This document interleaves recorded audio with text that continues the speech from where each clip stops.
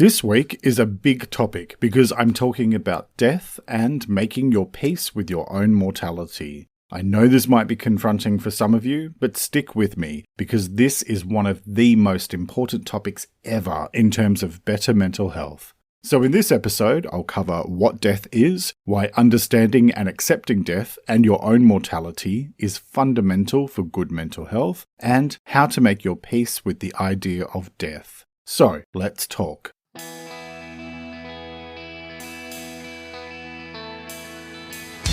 This is Let's Talk About Mental Health. I'm Jeremy Godwin, and each week I share simple and practical ideas for better mental health based on quality research and personal experience. I spent most of the 2010s dealing with severe depression and anxiety, which led me to change careers and study psychology and sociology so I could help other people to find ways to improve and maintain their mental health. Each episode, I look at a different aspect of well-being, and I focus on how-to advice that is straightforward and direct. So, get comfortable and let's talk about mental health. Hello and welcome to episode 92, and thanks so much for joining me. This week, I'm talking about death, and I want to say right up front that I know this one might be a bit confronting for some of you, but I'm asking you to trust me and stick with it, because it's a pretty major subject to discuss when it comes to better mental health. Death has become an almost taboo topic that doesn't get spoken about very often, especially in Western countries like Australia. And I think that has led us down a path where it's like this great big mystery that looms over each of us, and since we're not actually talking about it, we're not processing the idea of it fully, which can have a really detrimental effect on your mental health and well-being. Now, just to clarify before I continue, the topic today is about death in terms of understanding and accepting your own mortality, and why doing that actually serves to improve your mental health. If you are dealing with the loss of a loved one, check out episode 26 for specific advice on managing grief.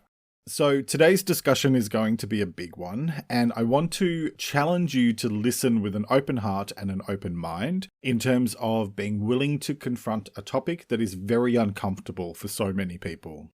If you're a regular listener, then hopefully you'll know that I am quite direct, but I also do that with kindness. And so my commitment to you today is that I'm going to guide you through this topic in a caring and supportive way, even if it is an uncomfortable subject to discuss for many people.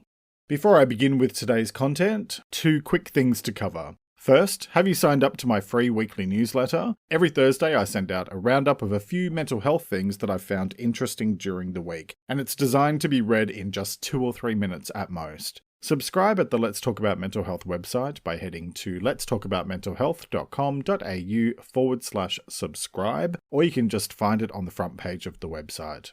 And secondly, have you started watching my weekly show Let's Talk About Mental Health TV over on YouTube yet? Because every Wednesday I'm releasing a brand new video covering content that is totally different to this podcast. And so if you're not watching, then you're missing out on more practical advice for better mental health. Find the latest video linked in the episode description on whatever podcast service you're currently listening to me on, or head to letstalkaboutmentalhealth.com.au and you'll find it on the front page. Oh, and if you're interested, I've also posted a couple of vlogs over on my other YouTube channel, all about being a content creator, living in the countryside, and having a serious addiction to coffee. Find it at jeremygodwin.com.au. The link is also in the episode description. So with all that covered, on with this week's episode about death. I hate to break it to you, but one day you are going to die. No amount of trying to fight that fact is ever going to change the reality that every single one of us is mortal, and so that means we will not live forever. Many have tried to cheat death over the years, but have inevitably failed. Some have even gone so far as to have their heads frozen in the hope of being reanimated someday. I'm looking at you, Walt Disney. But thankfully, we haven't reached a point of re-headed zombies wandering around amongst us just yet. Now, I often share a quote of some sort or the lyric from a song as a means of starting these episodes, and today I'm going to do something slightly different in the sense of sharing a piece from an article about death anxiety, published by the Australian Psychological Society in 2018. And I'm doing that as a means of explaining what my focus is with this episode, because I promise you it's not just going to be full of tasteless jokes about frozen heads. The quote is, For as long as humans have been recording their history, death anxiety has been a pervasive theme.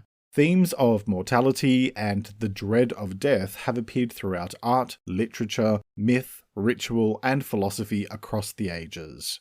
William James famously referred to our knowledge of our own mortality as the worm at the core of human existence. And more recently, Yalom proposed that death anxiety may underlie much of human distress, casting a shadow over our daily life.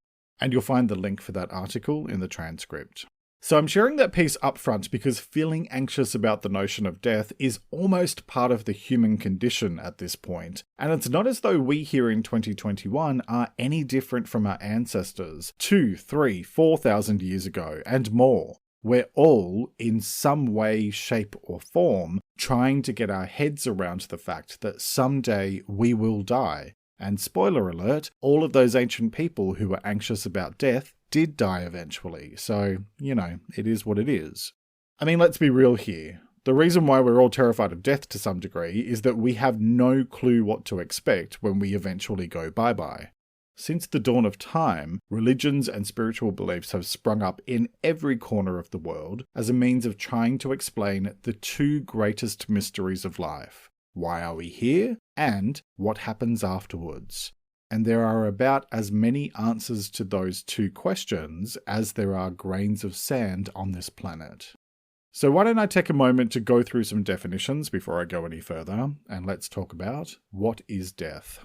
And this is where you've got to love the way the dictionary defines things sometimes, because the Oxford Dictionary labels it as the action or fact of dying, and the state of being dead, which is probably about as literal as you can get. So look, as problematic as it is when we define things with the word that it's supposed to be defining, that kind of gives you a clue that the concept of death is considered to be so universal that we're all just expected to know what it is. Go a bit further into the definitions and it's listed as the end of life, which is great, but what does that mean? And therein lies the problem. Nobody knows.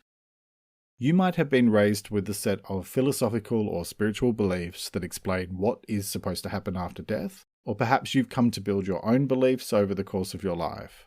But the uncomfortable truth is that nobody actually knows, so we're all just guessing.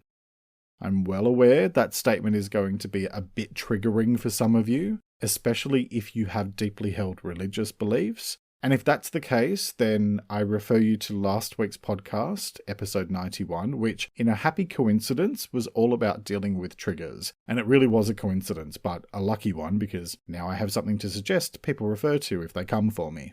Look, I wish I didn't have to be the one to sit here and say this stuff, but since we're all avoiding the topic, somebody has to, and apparently it's me.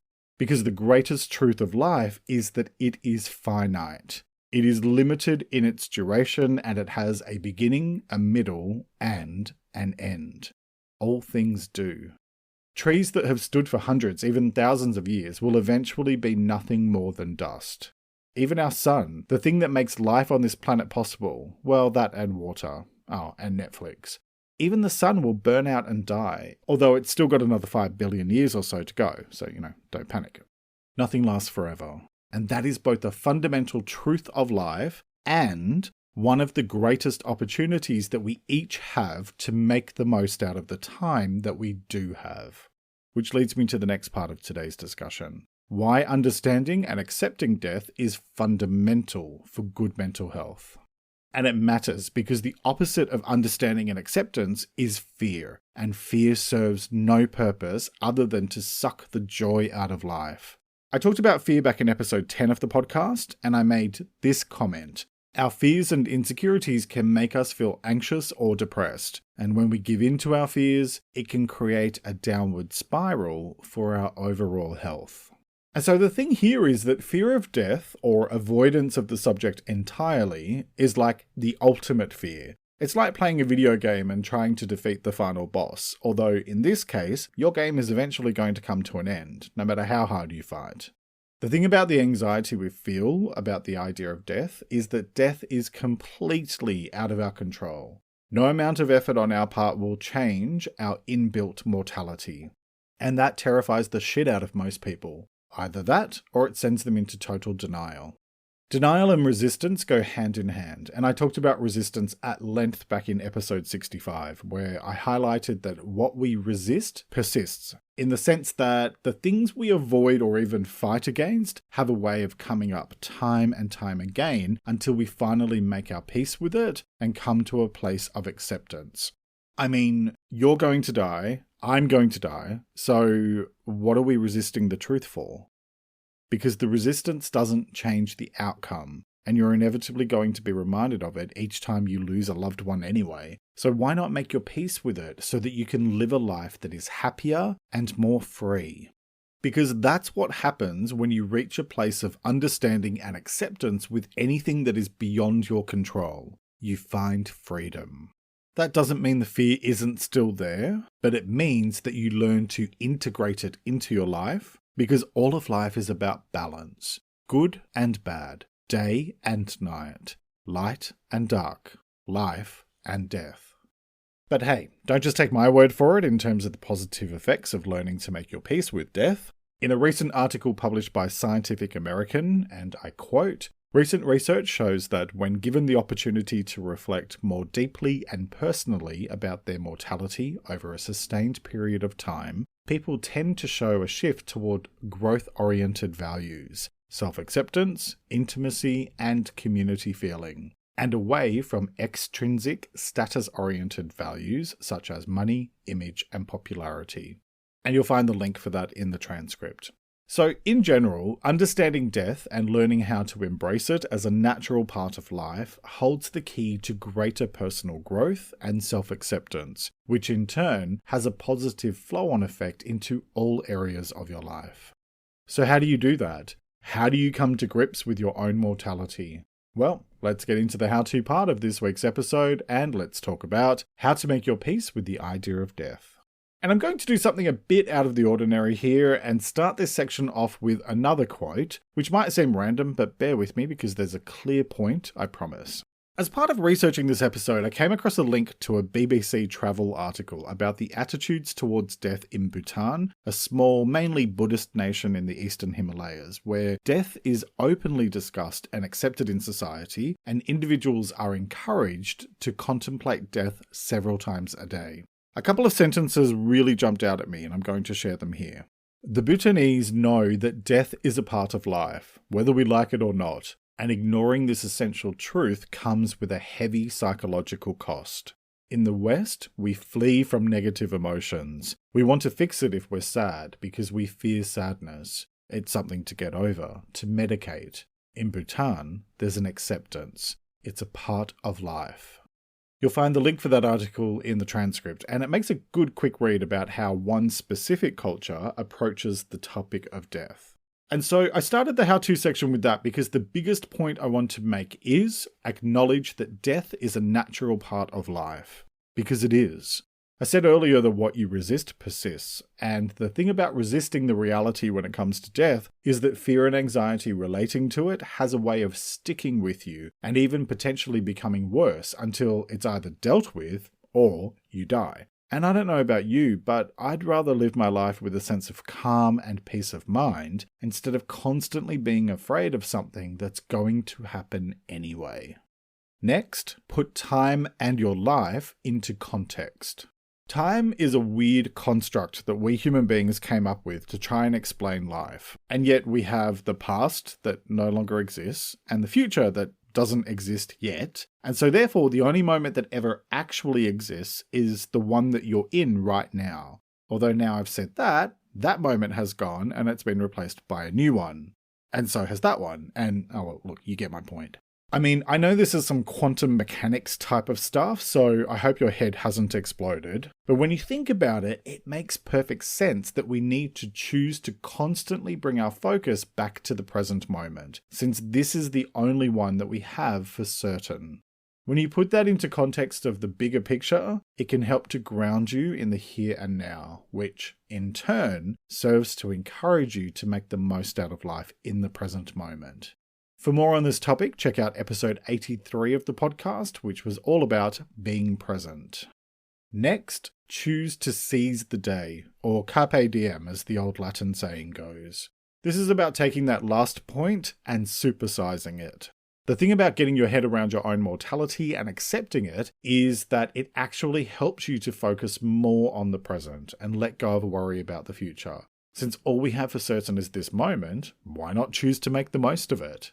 And since all we have for certain is this moment, why not choose to reframe the past as something that cannot be changed, only learned from, and the future as something that is both unknown and unknowable. And so rather than worrying about either, do the work here in the present moment to set yourself up for the best possible tomorrow. Read the books, do the courses, connect with people you care about, make healthy decisions for your mind, body, and spirit. Walk away from drama and toxic situations and people. Let go of fear and worry and all that stuff that robs you of your happiness, and instead make the most of this moment right now.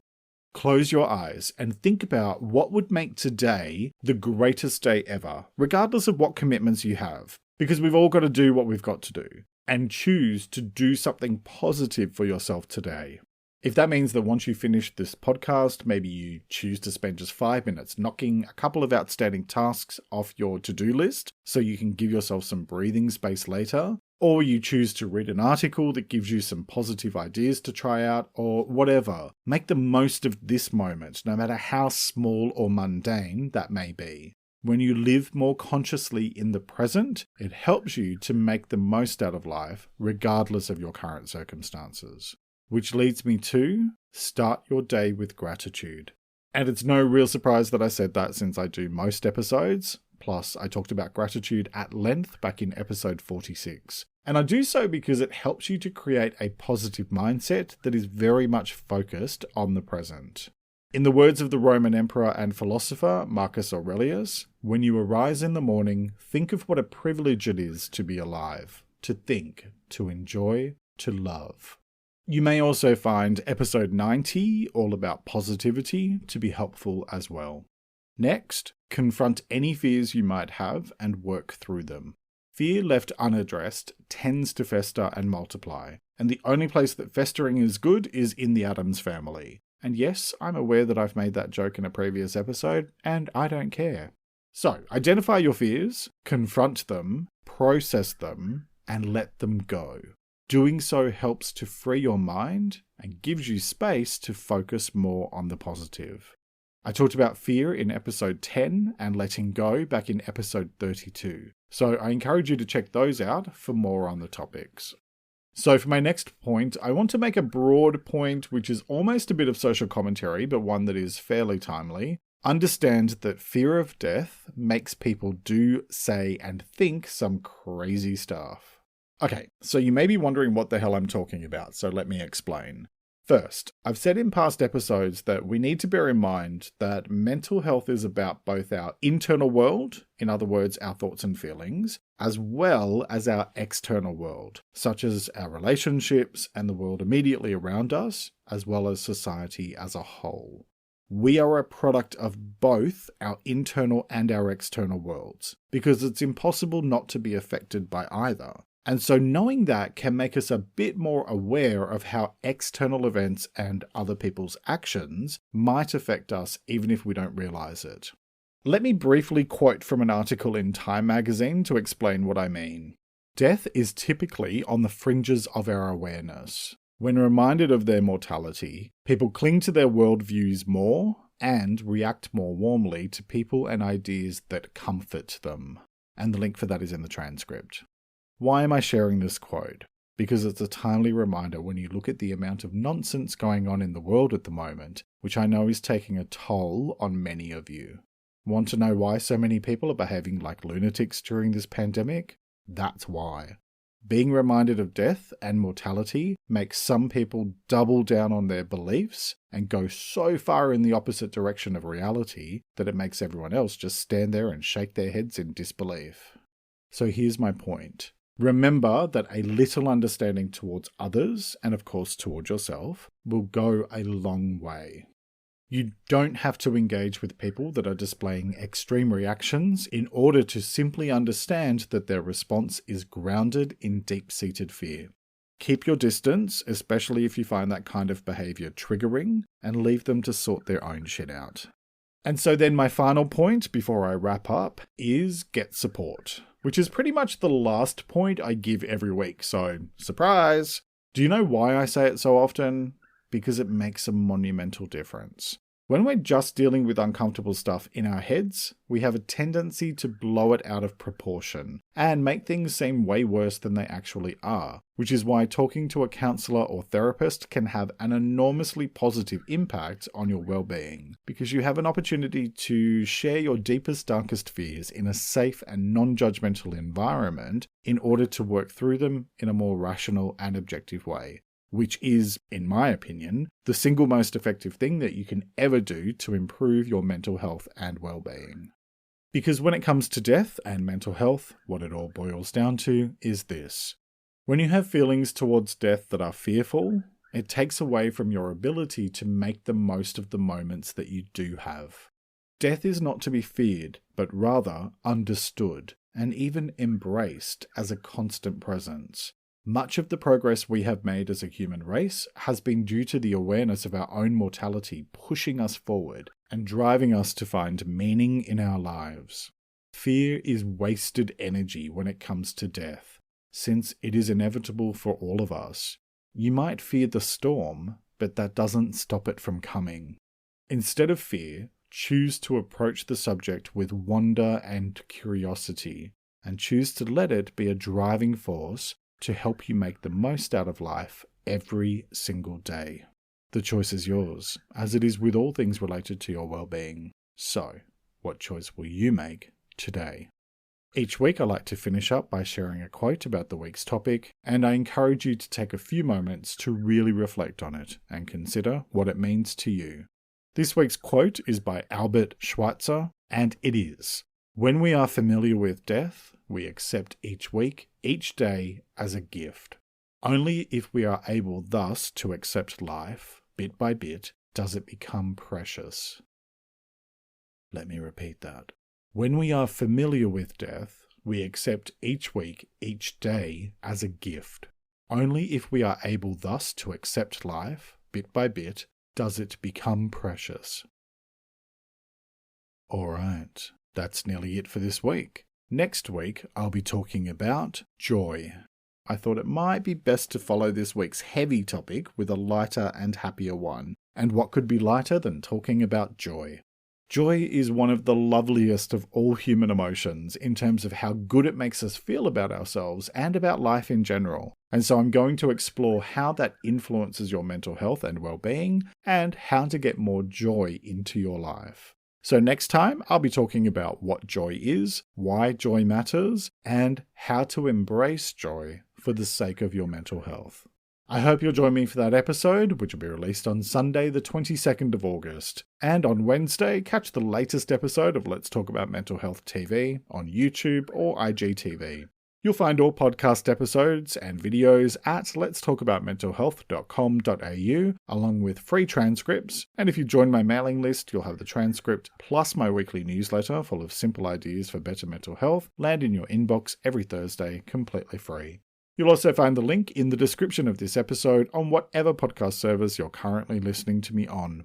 Follow Let's Talk About Mental Health on Instagram, Pinterest, or Facebook at LTA Mental Health, where I post extra content daily. Thank you very much for joining me today. Look after yourself and make a conscious effort to share positivity and kindness out into the world, because you get back what you put out. Take care and talk to you next time.